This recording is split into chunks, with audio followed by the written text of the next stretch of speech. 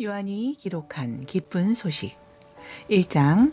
우주가 존재하기 전에 말씀 되시는 그리스도가 계셨다. 그분은 하나님과 함께 계셨으며 바로 그분이 하나님이셨다. 그리스도는 맨 처음부터 하나님과 함께 계셨고 모든 것은 그분을 통해서 창조되었으며 그분 없이 만들어진 것은 아무것도 없다. 그리스도 안에 생명이 있었으니 이 생명은 인류의 빛이었다. 이 빛이 어두움 속에서 빛나고 있었으나 어두움이 이 빛을 깨닫지 못하였다. 하나님이 보내신 요한이라는 사람이 있었다. 그는 이 빛에 대해서 증거하여 사람들이 자기를 통해 믿도록 하기 위해서 왔다. 그는 빛이 아니었으며 다만 이 빛에 대하여 증거하러 온 것이었다. 세상에 와서 모든 사람을 비추는 참 빛이 있었다.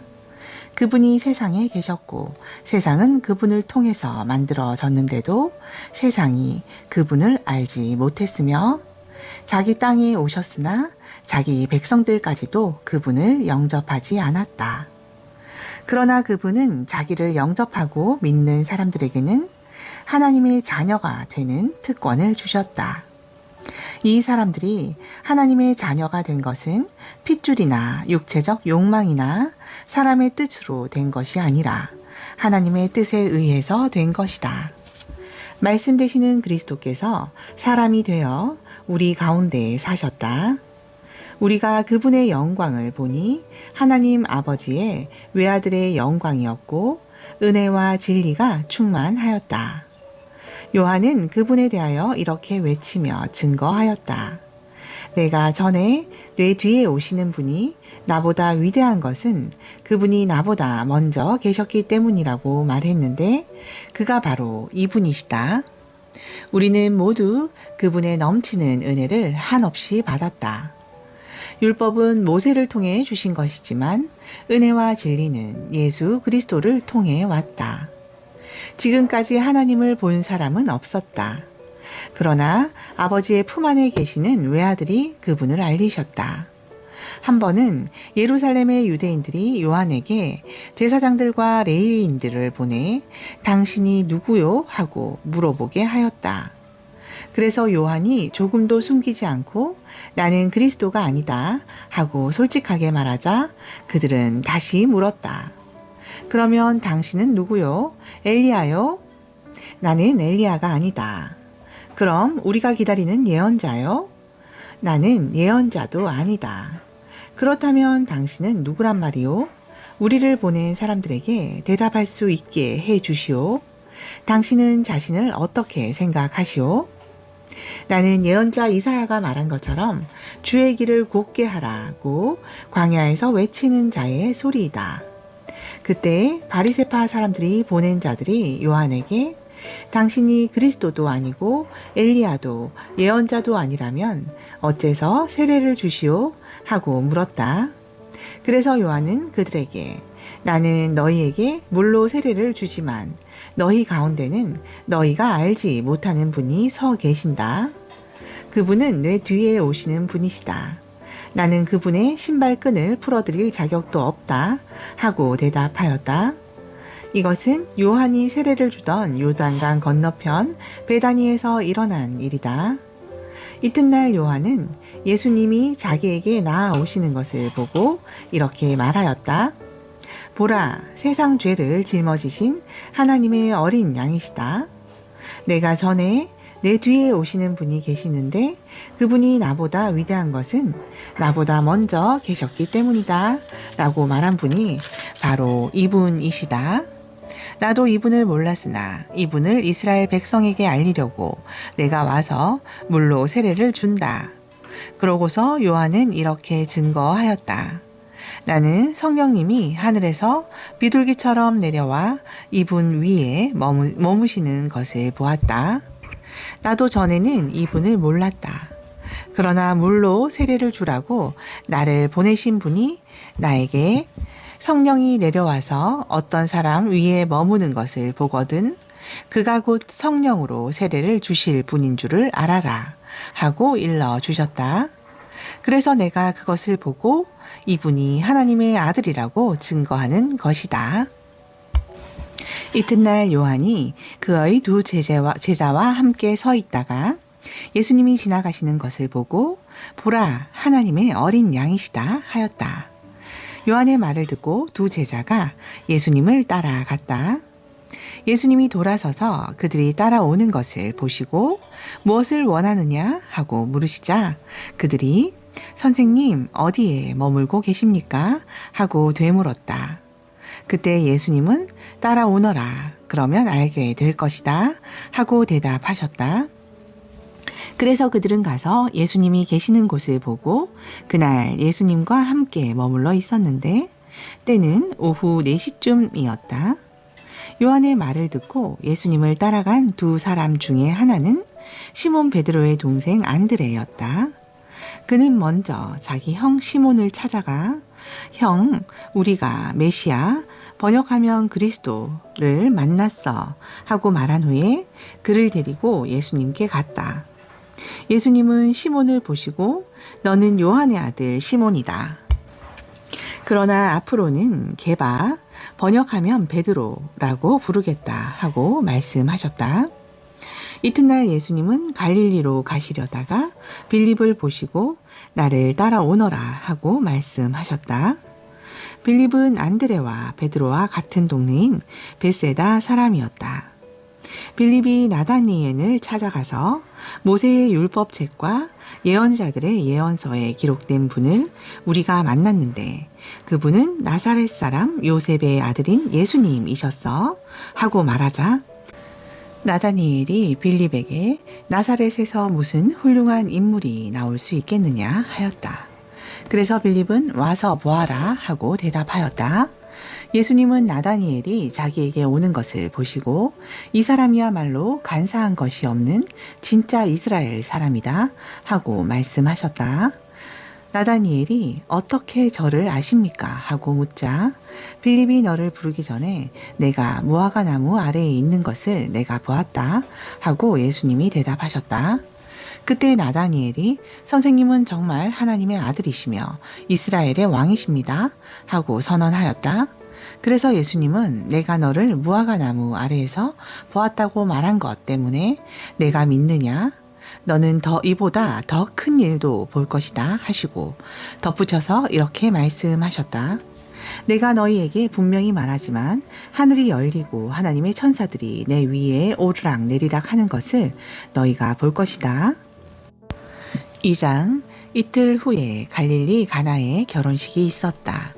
예수님의 어머니도 거기 계시고 예수님과 제자들도 초대를 받아갔다. 그런데 포도주가 떨어졌다.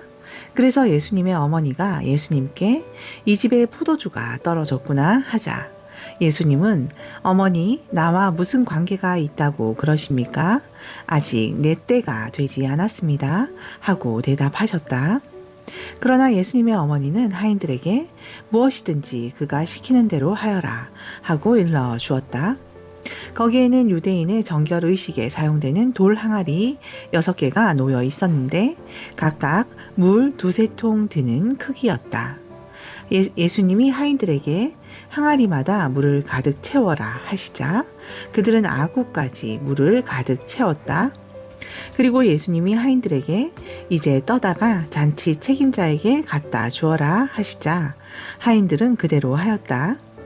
잔치 책임자는 물로 된 포도주를 맛보고 어디서 났는지 몰랐으나 그것을 떠온 하인들은 알고 있었다. 잔치 책임자는 신랑을 불러 흔히 좋은 포도주를 먼저 내놓고 손님들이 취한 뒤에 그보다 못한 것을 내놓는데 당신은 지금까지 좋은 포도주를 남겨두었군요 하였다. 예수님이 갈릴리 가나에서 처음으로 이런 기적을 행하여 그의 영광을 나타내시자 제자들은 예수님을 믿게 되었다. 그 후 예수님은 어머니와 형제들과 제자들과 함께 가버나움으로 내려가 거기서 며칠 동안 머무셨다. 유대인의 유월절이 다가오자 예수님은 예루살렘으로 올라가셨다. 예수님은 성전 안에 소와 양과 비둘기 파는 장사꾼들과 돈 바꿔주는 사람들이 앉아 있는 것을 보시고 노끈으로 채찍을 만들어 양과 소를 모두 성전에서 몰아내시고 돈 바꿔주는 사람들의 돈을 쏟아 버리시며 그들의 상을 둘러 엎으셨다. 그러고서 비둘기 파는 사람들에게 이것들을 당장 치우고 앞으로는 내 아버지의 집을 장사하는 집으로 만들지 말아라 하고 말씀하셨다. 그러자 제자들은 주의 성전을 위하는 열심이 내 속에서 불타오릅니다 라고 쓰인 성경 말씀이 생각났다. 그때 유대인들이 나서서 예수님께 당신은 무슨 권리로 이런 일을 하시오? 그만한 권리를 가졌다면 이것을 입증할 만한 기적을 우리에게 보여주시오 하였다. 그래서 예수님은 그들에게 이 성전을 헐어라. 내가 3일 안에 다시 세우겠다 하고 대답하셨다. 그러자 그들은 46년이나 걸려 이 성전을 지었는데 당신이 3일 안에 세우겠다는 말이오? 하고 따져 물었다. 그러나 예수님이 말씀하신 성전은 자신의 몸을 가리키신 것이었다. 제자들은 예수님이 죽으셨다가 부활하신 후에야 이 말씀을 기억하고 성경과 예수님이 하신 말씀을 믿게 되었다. 예수님이 유월절 기간에 예루살렘에 계실 때 그분이 행하시는 기적을 보고 많은 사람들이 예수님을 믿었다. 그러나 예수님은 모든 사람을 알고 계셨기 때문에 자신을 그들에게 맡기지 않으셨으며 사람의 속뜻을 아셨기 때문에 어떤 사람에 대해서 누구의 설명을 들으실 필요도 없었다. 3장 바리새파 사람 중에 니고데모라는 사람이 있었다. 그는 유대인의 의회 의원이었다. 그가 어느 날 밤 예수님께 와서 선생님, 우리는 당신을 하나님께서 보내신 분이라고 알고 있습니다.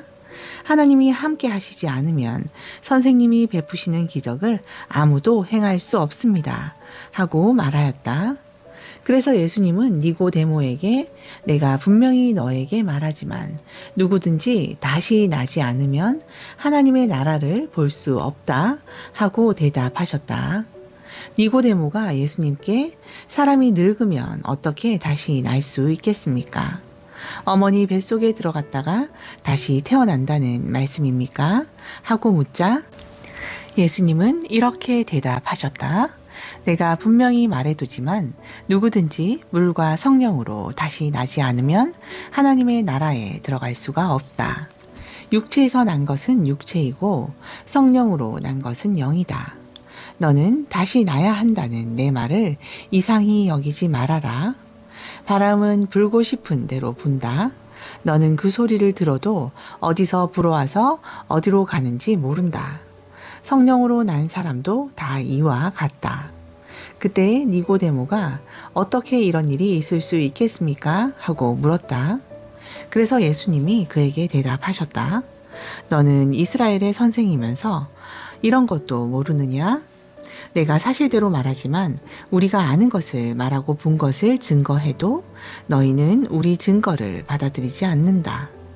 내가 세상 일을 말해도 너희가 믿지 않는데 하늘의 일을 말한다면 어떻게 믿겠느냐? 하늘에서 내려온 나 외에는 아무도 하늘에 올라간 사람이 없다. 모세가 광야에서 뱀을 쳐든 것 같이 나도 높이 들려야 한다.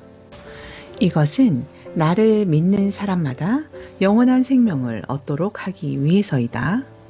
하나님이 세상을 무척 사랑하셔서 하나밖에 없는 외아들마저 보내주셨으니 누구든지 그를 믿기만 하면 멸망하지 않고 영원한 생명을 얻는다. 하나님은 세상을 심판하시려고 아들을 보내신 것이 아니라 그를 통해서 세상을 구원하시려고 보내셨다. 그를 믿는 사람은 심판을 받지 않지만 믿지 않는 사람은 하나님의 외아들의 이름을 믿지 않기 때문에 이미 심판을 받은 것이다.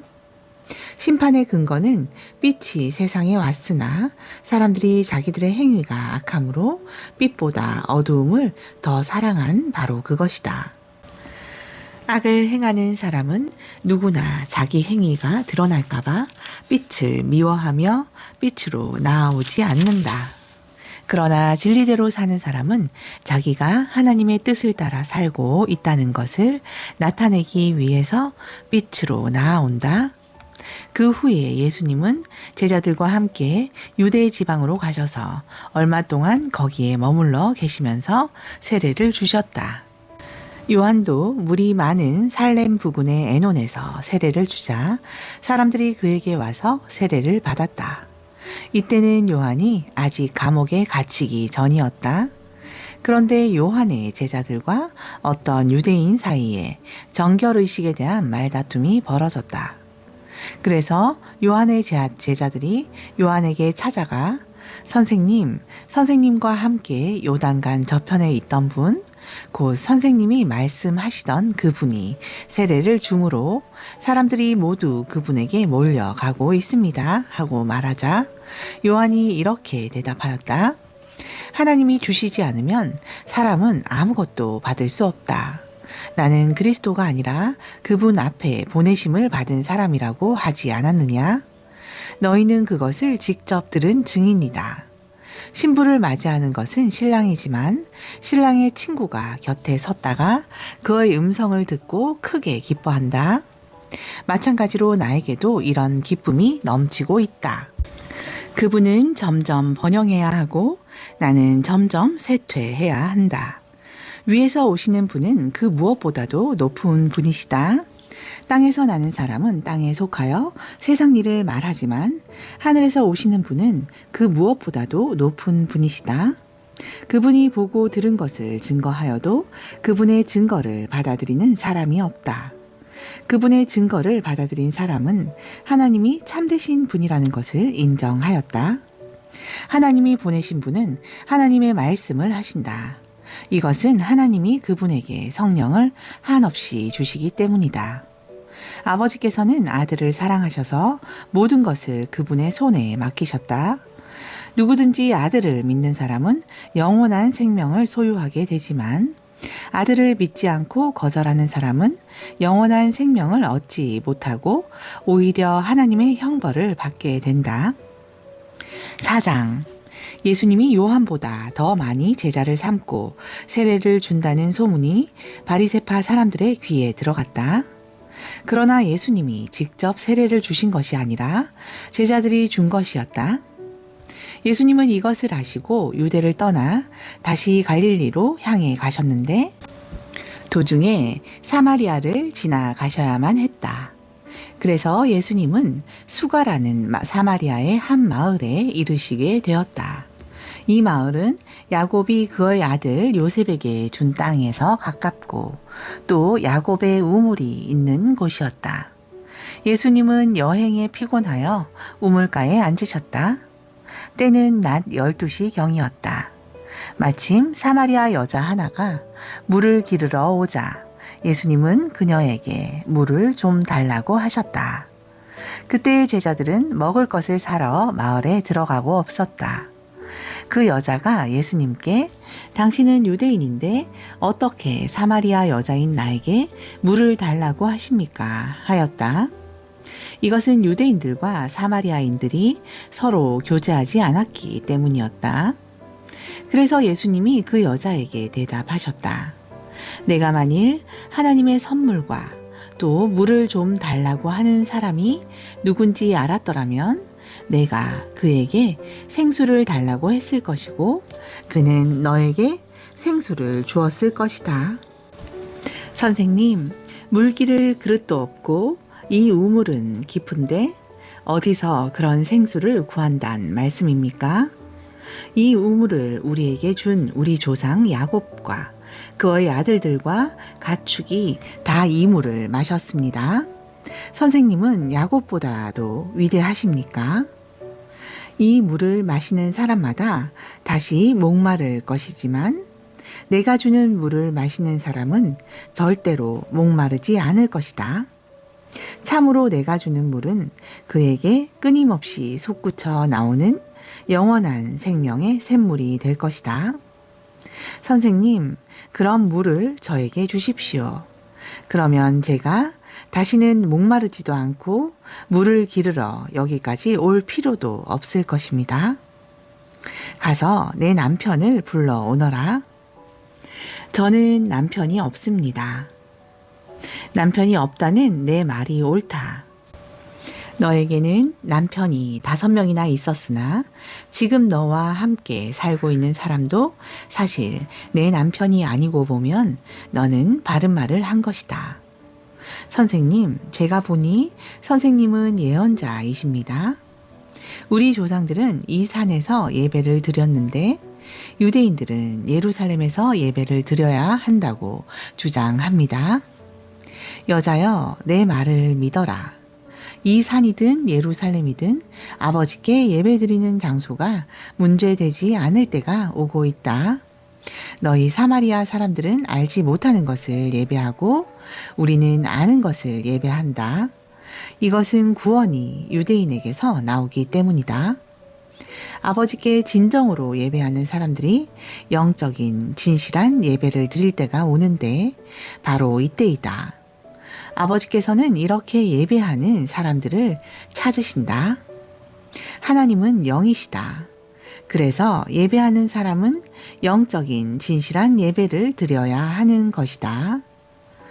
그리스도라는 메시아가 오실 줄을 나는 알고 있습니다.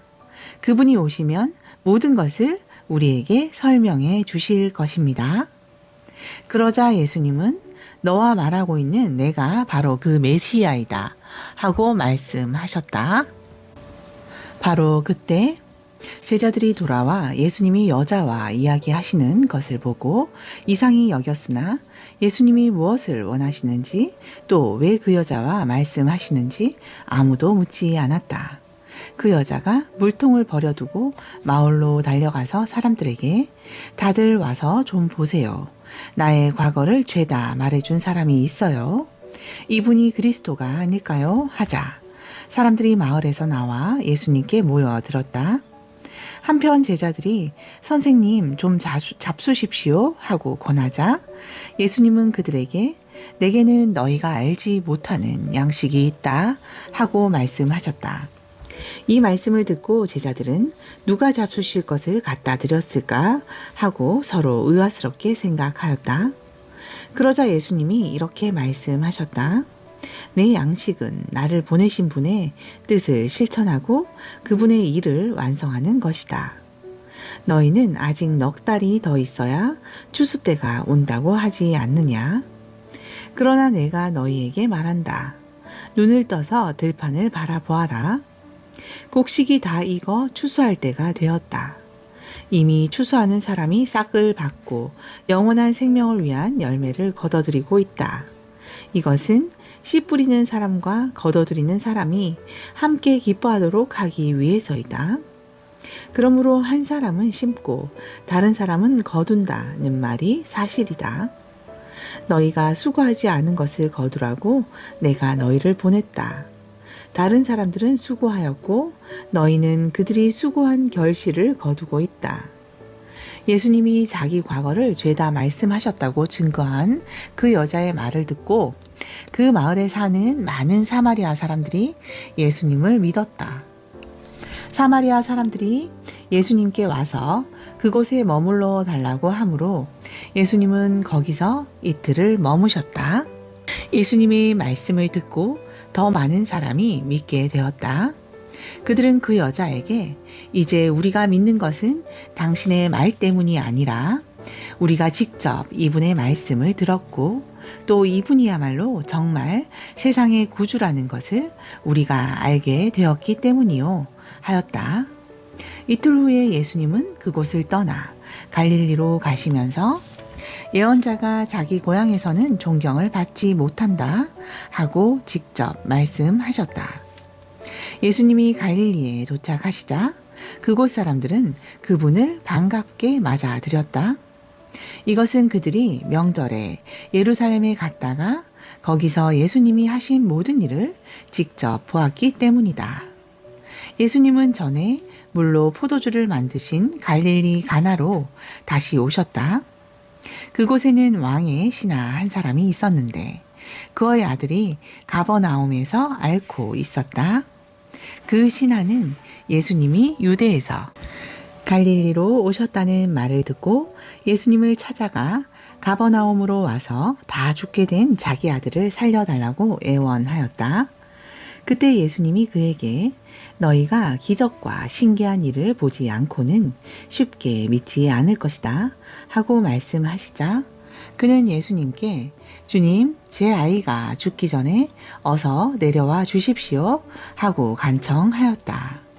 그래서 예수님은 돌아가거라, 내 아들은 살았다 하고 말씀하셨다. 그 사람은 예수님의 말씀을 믿고 떠났다. 그는 가는 도중에 종들을 만나 아이가 살았다는 말을 듣고 병이 낫기 시작한 때를 물었다. 그러자 종들은 어제 오후 1시경에 열이 떨어졌다고 대답하였다. 그래서 아이 아버지는 예수님이 내 아들은 살았다 하고 말씀하신 바로 그때인 줄을 알고 자기와 그의 집안이 다 예수님을 믿었다. 이것은 예수님이 유대에서 갈릴리로 오신 후 행하신 두 번째 기적이었다. 5장 그 후 유대인의 명절이 되어 예수님은 예루살렘으로 올라가셨다. 예루살렘 양문 곁에는 히브리 말로 베데스다라는 못이 있고 그 둘레에는 행각 5채가 서 있었다. 이 행각에는 많은 환자, 소경, 절뚝발이, 손발이 마비된 사람들이 질비하게 누워 물이 움직이는 때를 기다리고 있었다. 그 못에는 가끔 천사가 내려와 물을 휘저어 놓곤 하는데 물을 휘저어 놓은 다음에 제일 먼저 들어가는 사람은 무슨 병이든지 다 나았다. 그런데 거기에 38년 동안 앓고 있는 환자가 있었다. 예수님은 그가 누워 있는 것을 보시자 병이 벌써 오래된 줄 아시고 그에게 내가 낫고 싶으냐 하고 물으셨다. 그러자 그 환자는 선생님, 물이 움직일 때 나를 못에 넣어주는 사람이 없어 내가 가는 동안에 다른 사람이 먼저 들어갑니다 하고 대답하였다. 그때 예수님이 일어나 내 자리를 들고 걸어가거라 하시자 그는 곧 병이 나아 자리를 걷어 들고 걸어갔다. 그런데 그날은 안식일이었다. 그래서 유대인들은 병이 나은 그 사람에게 안식일인데 당신이 자리를 들고 가는 것은 옳지 못한 일이요 하였다. 그가 나를 고쳐주신 분이 자리를 들고 걸어가라고 하시던데요 하자 도대체 그런 말을 한 사람이 누구요 하고 그들이 물었다. 그러나 그 사람은 자기를 고쳐주신 분이 누군지 알지 못하였다. 왜냐하면 그곳에는 많은 사람이 있었고 예수님도 이미 자리를 뜨셨기 때문이었다. 그 후에 예수님은 성전에서 그 사람을 만나 이제는 병이 깨끗이 나았으니 더 무서운 병에 걸리지 않도록 다시는 죄를 짓지 말아라 하고 말씀하셨다. 그 사람이 유대인들에게 가서 자기를 낫게 하신 분이 예수님이라고 말하자 유대인들은 안식일에 이런 일을 한다고 예수님을 핍박하기 시작했다. 그러나 예수님은 그들에게 내 아버지께서 지금까지 일하심으로 나도 일한다 하고 말씀하셨다. 유대인들은 예수님이 안식일을 범할 뿐만 아니라 자신을 하나님과 똑같은 자리에 올려놓고 하나님을 친아버지라고 부른다는 이유로 더욱 예수님을 죽이려고 하였다. 그래서 예수님은 유대인들에게 이렇게 말씀하셨다. 내가 분명히 너희에게 말한다. 아들은 아버지가 하시는 일을 보지 않으면 혼자서는 아무것도 할 수 없다. 이것은 아버지께서 무엇을 하시든지 아들은 그대로 따라 하기 때문이다. 아버지께서는 아들을 사랑하셔서 자기가 하시는 모든 일을 아들에게 다 보여주신다. 그렇다. 아버지는 이보다 더 큰 일도 아들에게 보여주셔서 너희를 깜짝 놀라게 하실 것이다. 아버지께서 죽은 사람들을 일으켜 살리시는 것처럼 아들도 자기가 원하는 사람들을 살린다. 아버지께서는 아무도 심판하시지 않고 심판하는 일을 모두 아들에게 맡겨 모든 사람이 아버지를 공경하듯이 아들도 공경하도록 하셨다. 아들을 공경하지 않는 사람은 아들을 보내신 아버지도 공경하지 않는다. 내가 분명히 너희에게 말한다. 내 말을 듣고 나를 보내신 분을 믿는 사람은 영원한 생명을 얻었으므로 심판을 받지 않을 것이다. 그는 이미 죽음에서 생명으로 옮겨간 것이다. 내가 분명히 말한다. 죽은 사람들이 하나님의 아들의 음성을 들을 때가 오는데 바로 이때이다. 듣는 사람은 살아날 것이다. 아버지께서는 자기 속에 생명을 가지신 것처럼 아들에게도 생명을 주어 그 속에 갖게 하셨다. 그리고 아버지는 아들이 그리스도이기 때문에 그에게 심판하는 권세를 주셨다. 내가 하는 말에 놀라지 말아라. 죽은 사람들이 모두 아들의 음성을 듣고 무덤에서 나올 때가 온다. 선한 일을 한 사람은 부활하여 영원한 생명을 얻고 악한 일을 한 사람은 부활하여 심판을 받게 될 것이다. 나는 아무것도 내 마음대로 할 수 없다. 나는 듣는 그대로 심판한다. 그래서 내 심판은 공정하다. 이것은 내가 원하는 대로 하려는 것이 아니라 나를 보내신 분이 원하는 대로 하려고 하기 때문이다. 내가 만일 내 자신에 대해서 증거한다면 그것은 참된 증거가 될 수 없다. 그러나 나를 증거해 주시는 분이 따로 계신다. 나는 그분의 증거가 참된 것으로 안다. 너희가 요한에게 사람을 보냈을 때 그는 진리에 대하여 증거하였다. 하지만 나는 사람의 증거를 받지 않는다. 내가 이 말을 하는 것은 너희가 구원을 얻도록 하기 위해서이다. 요한은 타면서 빛을 내는 등불이었다. 그래서 너희는 그 빛 가운데서 잠시 기뻐하려고 하였다. 그러나 내게는 요한의 증거보다 더 큰 증거가 있다. 아버지께서 완성하라고 나에게 맡기신 일, 곧 지금 내가 하고 있는 바로 그 일이 아버지께서 나를 보내셨다는 것을 증거하고 있다. 그리고 나를 보내신 아버지께서도 직접 나를 증거하셨다. 너희는 그분의 음성을 들은 적도 없고 그분의 모습을 본 적도 없으며 또 그분의 말씀을 마음속에 간직하지도 못한다. 이것은 그분이 보내신 자를 너희가 믿지 않기 때문이다.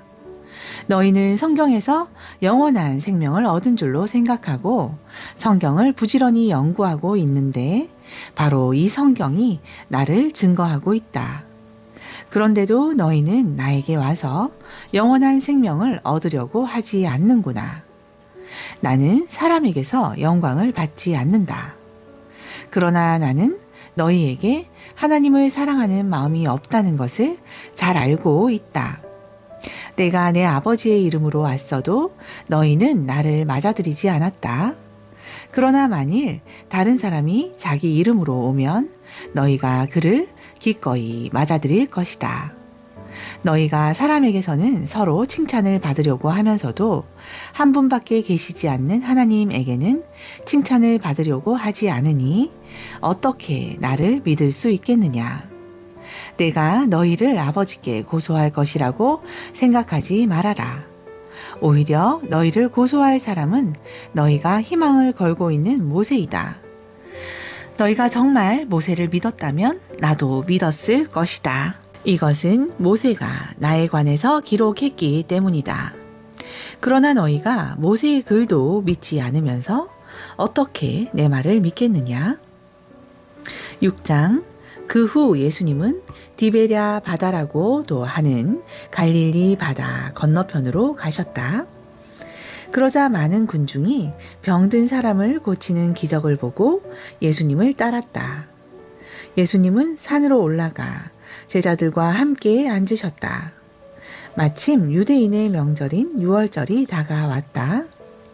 예수님은 수많은 군중이 자기에게 몰려오는 것을 보시고 빌립에게 이 사람들을 먹일 만한 빵을 우리가 어디서 살 수 있겠느냐 하고 물으셨다.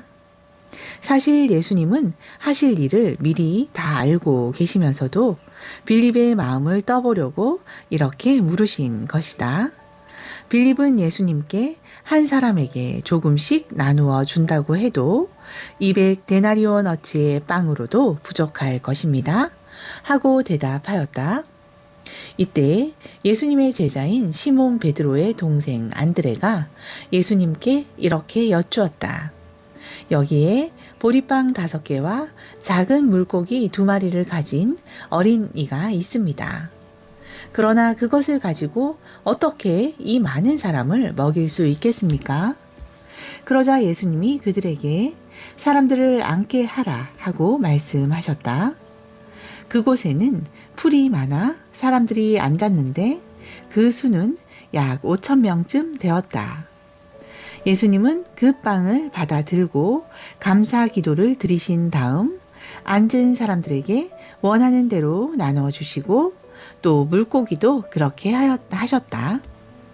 사람들이 모두 실컷 먹었을 때 예수님이 제자들에게 남은 조각을 거두고 버리는 것이 없게 하라 하고 말씀하셨다. 그래서 제자들이 남은 조각을 걷어보니 보리빵 5개로 먹고 남은 부스러기가 12광줄이나 되었다. 예수님이 베푸신 이 기적을 보고 사람들은 이분이야말로 세상에 오실 바로 그 예언자이시다 하고 외쳤다. 예수님은 그들이 강제로 자기를 잡아 그들의 왕을 삼으려 한다는 것을 아시고 혼자서 다시 산으로 올라가셨다. 날이 저물자 제자들은 바닷가로 내려가 배를 타고 건너편 가버나움을 향해 떠났다. 날이 이미 어두워졌는데도 예수님은 아직 제자들에게 돌아오시지 않았다. 그때 강한 바람이 불어 파도가 일기 시작했다. 제자들이 배를 저어 4-5km쯤 갔을 때 예수님이 바다 위로 걸어오셨다.